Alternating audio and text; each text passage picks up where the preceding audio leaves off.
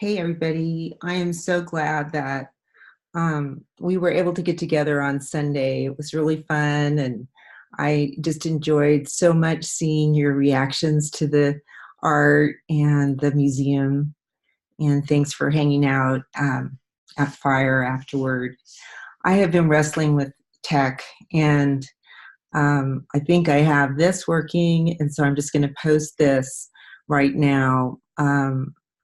I won't go into the details, but I, I'm not able to access some resources that I wanted to use for a presentation for you during this lecture. So we'll take this step this week and get the new video going, and then I'll wrestle the rest. So I was very excited, of course, by this chapter because this is where I worked in the world, in the language of poetry. I, I've talked about that quite a bit. And Rachel Berwick's Malparé work with the parrots really is so indicative of our time because we can understand that as a deep loss, as species loss is for us. And it just must be a really extraordinary experience to walk in and hear those parrots and then discover what sounds like a happy tourist immersive experience, if you will, is actually the last call of a missing civilization. All the experiments with video, I think here, beginning with Lorna Simpson on 7.2, I think that's the beginning, because once you start adding text to visual art, the pull to do it as sound and through video, I think is irresistible. Although we did find on Sunday, and Evan, I know you're there every day with those paintings live, and there is no comparison for me in the experience between seeing a print of Vincent van Gogh's Wheat Field that I love so much and seeing it up close and personal at the National.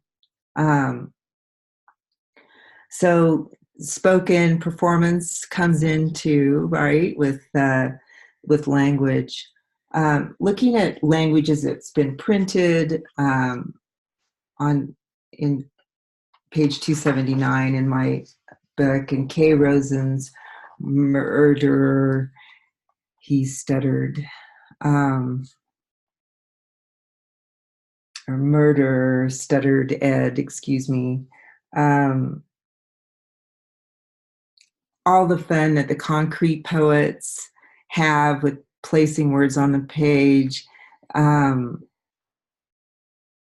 just endless varieties, big text. I think it's amazing, some of the work that we've already seen, right, that focuses on language and on words. So I think that the move into video, if you look at 7.4, this video has got to be pretty amazing. And I think it's where it's all going in a way. But I think I also hear about immersive performance, spoken word, mixed with visual art activities and experiences. So I think it's all sort of running together. The whole concept of deconstructing language and meaning and semiotics, as we worked with in the 70s and 80s, including the development of Michel Foucault's, I think it was Michel Foucault's deconstruction, and Mark Tansey. I'm looking at page 289 on the sign, and I noticed Nivi used the word signified as you were talking about your work. And so the sign is the symbol that we see in the language, but then the signified is what that brings up. And of course, that can have a variety of meanings. I felt like Russell Bauman's 6 key ways that language works in art is simplistic, but also, I think, tells the whole story. Words serve as signs, words function as metaphors, words tell or hint at story or narratives. Words can decode the structure of language itself. That's the different ways of breaking words and lines and breaking language up in language poetry. Words can function as titles or captions. And that's why I was asking you in the museum, what does having the title on the tattoo artist's work tell you? What does that do for you? And you guys didn't seem to be that moved or impressed by the titles, but they had an effect on me, certainly. So all of that is good in the book. I'm going to Gillian Waring, who asked strangers on the streets of London to write the thoughts passing through their heads onto signs and then photograph them holding up the signs. This work I thought was really interesting. And of course, language, we have 2 languages simultaneously. We have the thought we're thinking and the words we're speaking going on all the time. And so multi-channel work where we have more than one voice telling more than one story, or other work, I think, just really plays with how we process language and image.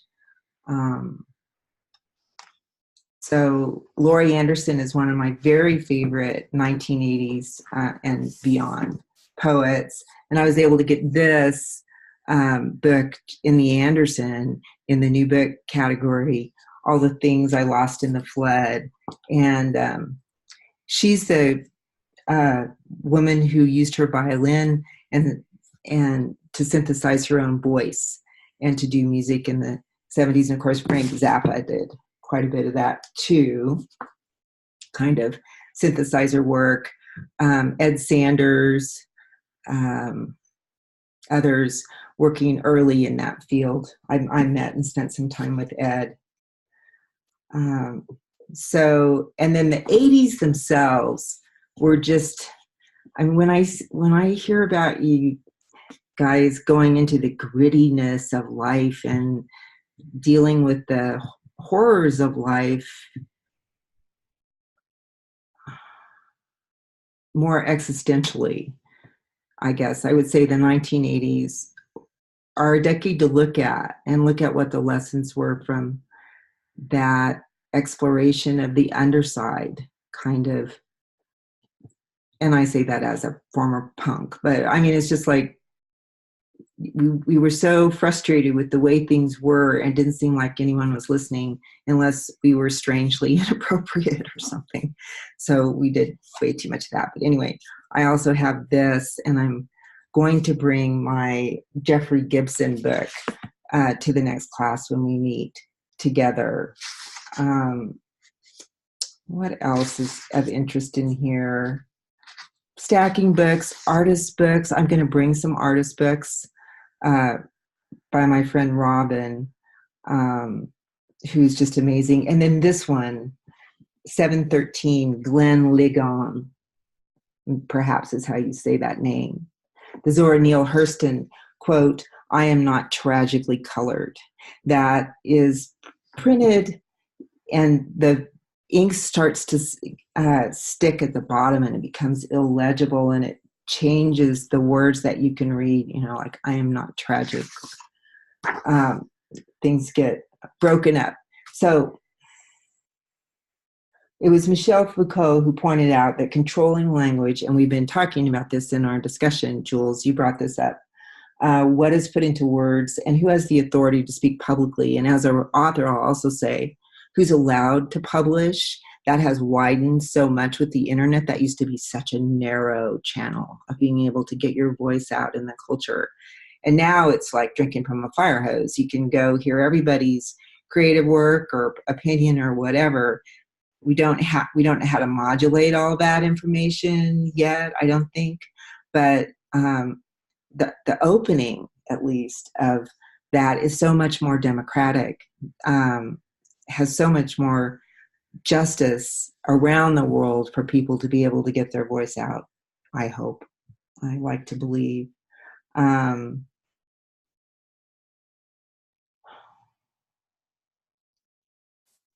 so the book talks about censorship, which we like to think we don't have in the United States. Just as we don't have accents, right? But I suspect that there a lot is censored. If it wasn't, we wouldn't have a dark web. So, and I think a good discussion about how naming takes power and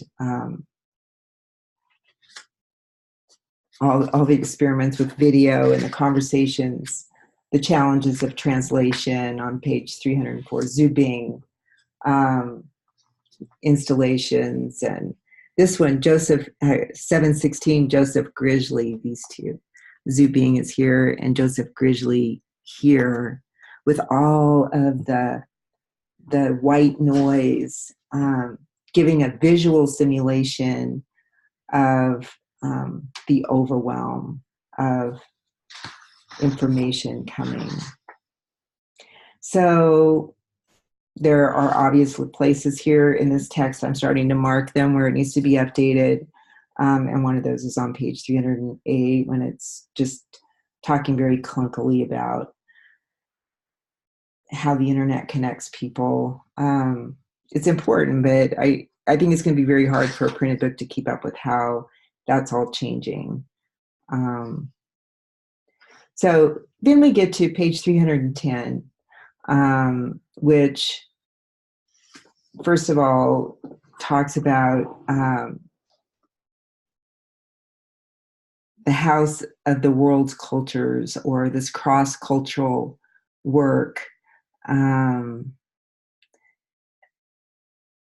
But the HKW building, designed in 1957 by American architect Hugh Stubbins,